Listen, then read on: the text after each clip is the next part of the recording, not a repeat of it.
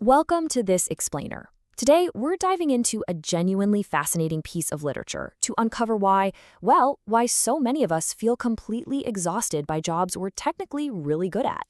We're looking at a deeply thought-provoking piece that challenges us to think about where we actually belong, what we're doing, and why so many of us feel, completely out of place in our daily lives. If you've ever felt like you're just kind of going through the motions in a role that just doesn't fit you, this explainer is absolutely going to give you a powerful new framework for understanding exactly why that happens. Let's get right into it. So let's start with a really jarring image. Think about it. What is a fierce lion doing walking down a paved street right next to a traffic light? Just imagine this apex predator sitting there waiting for the crosswalk signal to change. It's totally disorienting, right? I mean, a lion belongs out in the savannah, roaming free, acting as the apex predator of its entire ecosystem. Placing it next to a traffic signal on blacktop pavement, it strips this majestic creature of its natural context, and honestly, it represents a massive waste of the lion's natural power. And that completely jarring visual is actually the core premise of Oluyomi Oladevid's incredible 2022 poem, What Ails the Paradox? In it, she asks us to deeply consider things that are fundamentally out of their natural element. She kicks off her poem with this incredibly evocative line, what is the artist doing within the box? Now, an artist is, by definition, someone meant to think outside the box, right? To break boundaries, to create entirely new realities. So when she places the artist inside a literal box, she immediately establishes this heavy theme of tragic confinement. From there, she brilliantly builds this rhythm of misplacement. She paints these vivid pictures of restricted potential, like asking what a bird is doing trapped inside a cage. Think about a bird. It has hollow bones, wings designed through millennia of evolution just to conquer the sky. When she asks what it's doing in a cage, she isn't just asking a literal question. She's asking us to mourn that unused potential.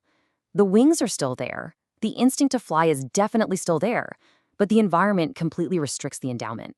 And she even takes it a step further, illustrating the total absurdity of these situations using inanimate objects. She asks what a table is doing resting on its head, completely useless for its intended purpose. I mean, imagine trying to eat your dinner on that. It brilliantly shows the sheer impracticality of being totally out of alignment. All the right pieces are there, 4 legs, a flat surface, but because its orientation is entirely backwards, its value basically drops to absolute zero. Okay, so let's pause and dive into this. Why do these poetic paradoxes feel so uncomfortable and just wrong to us when we visualize them? Well, a paradox isn't just a simple mistake. It's a contradiction that really demands our attention because it points to a much deeper truth. When we see that lion on the street or the table on its head, our brain instantly recognizes that the fundamental laws of nature and purpose are being violated. She uses these paradoxes to make us feel the friction of misalignment on a very visceral level, right before she brings it all home to our own lives. Because you see, she isn't just writing about animals and furniture here. She's actually using all of this as a profound metaphor for human capital and the absolute tragedy of the talent mismatch. This is where her poem shifts from a neat artistic observation into a razor-sharp critique of how our society actually functions. Think about it. How many millions of people wake up every single day, commute to an office, and essentially function as an upside-down table? They possess these incredible innate talents, but they're placed in environments that completely neutralize their abilities. She then shifts the paradox directly from nature over to society. She asks, what is the teacher doing on the farm? We've all met someone like this, right? Someone who is brilliant but utterly misplaced. A teacher's true gift is cultivating minds, breaking down complex ideas, and nurturing intellectual growth. If you take that same person and put them in a field to cultivate crops, well, they might survive. They might even figure out how to harvest some wheat. But society as a whole is losing out on their true maximum value. She also highlights how even a highly skilled person is rendered totally ineffective if they're given the wrong context or the wrong tools. She asks, what is the carpenter doing with a boat? Now, a carpenter works with wood to build structures, furniture, homes. A boat? That requires a shipwright. The skills are definitely adjacent, but the context is critically different. She's showing us that even if you have amazing technical skills, applying them in the wrong domain is still a paradox. It's still a fundamental mismatch. So the absolutely crucial point she's making here is the deep, ongoing conflict between our innate endowment and societal empowerment. This is a massive theme in her work. Think of endowment as the hardware you were born with, your natural inclinations, your passions, the stuff that really gives you energy. Empowerment, on the other hand, is like the software society installs in you, your degrees, your job titles, the specific roles you're paid to perform. The big question is, has society empowered you to do something that your internal hardware just wasn't built for? When society empowers you to do something that blatantly contradicts your natural endowment, that's when we get the talent mismatch. That's when we get the lion in the street. To really understand this fully, we need to look closely at the visionary behind the poem, Oluyomi Oladevid, and her underlying professional philosophy. Because she isn't just writing poetry in a vacuum here, she is actively treating a poetic and philosophical problem as a highly actionable, systemic issue. When she looks at a misplaced worker, she doesn't just see a sad individual story, she sees a massive systemic failure in exactly how we allocate our most precious resource, human potential. And she brings a beautifully holistic view to all of her work.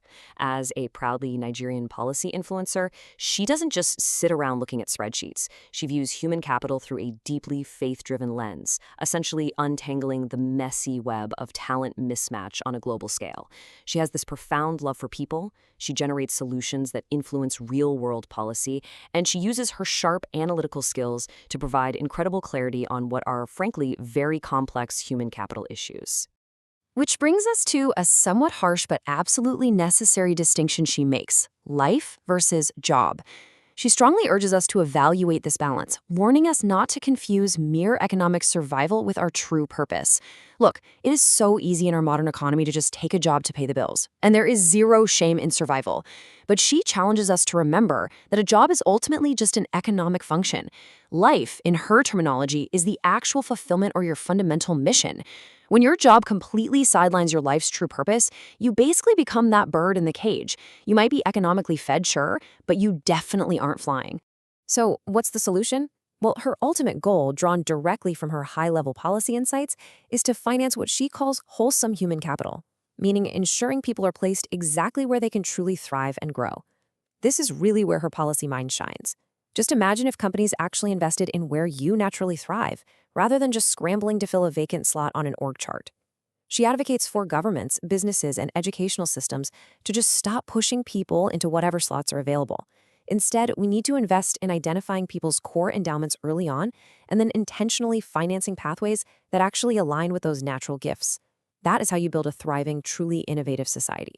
Now, a fish on dry ground or a lion in the street is a tragedy, for sure, but she includes this one really vital caveat: except there is a compelling mission. Sometimes you actually have to be the lion in the street. You might be completely out of your element, but perhaps you're there for a reason: to learn something new, to disrupt the status quo, or to bridge an important gap. The key here is self-awareness. Are you there by some tragic mistake, or are you there driven by a compelling mission? Oluyomi Oladevid has really given us an incredible lens to evaluate our own lives with this piece. So I want you to take a look at your daily routines, your career, your passions. Are your natural endowments actually aligning with your empowerment? Are you that bird soaring freely in the sky, or are you just a table sitting upside down, wondering why nothing seems to fit quite right? Don't just accept the paradox. Pause, look at your life, and calmly ask yourself, what is your compelling mission? Thanks for joining me on this explainer, and I'll see you next time.